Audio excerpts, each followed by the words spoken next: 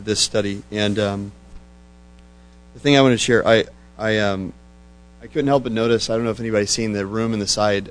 Beth and Roger have done a wonderful job making things more organized. And they said, now it's easy to take inventory. And I thought, that's a good way to think about it. It's easy to see what's in there. And this week I had been taking inventory. That's what made me think of it. I've been taking inventory of my life, and specifically where are patterns that I see that I stumble or fall or have more difficulty than others. And one of them is kind of unexpected, but it's actually after I give people advice, or after somebody asks me for help or something. I found that there's a pattern that, for whatever reason, I find myself stumbling. And so, as I started meditating on that, reflecting on it, I feel like I had a couple verses which show me my fault. Which there's one in Galatians 6. It's not exactly the same context, but I felt it apply to me. But it says, "Brethren, if anyone is caught," 6:1, sorry. "Brethren, if anyone is caught in any trespass, you who are spiritual, restore such a one in a spirit of gentleness." And then it says, "Each one looking to yourself, so that you too will not be tempted."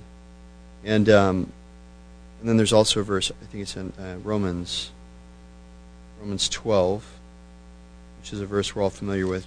But in Romans 12,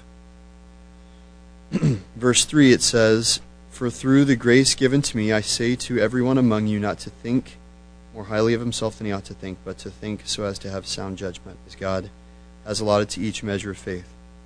And as I was reflecting on this pattern that I had identified, it seems to me that I think that I do a pretty good job of asking God for help before I go into a conversation like this. When people ask for advice or something, I recognize my insufficiency and weakness prior to the conversation really well.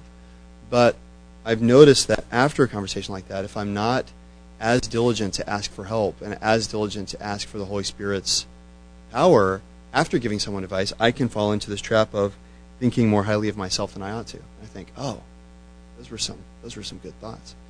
And so what God's really convicted me of, it's very simple, but this week regarding the Holy Spirit is, anytime I find myself in a position where someone's asking me for help or for advice, after I leave that interaction, I need to be very careful to examine my heart and to ask God to keep me humble and to keep me with an honest assessment of myself. Because if I'm not careful and diligent to ask Him for help after the interaction where I thought I needed His help,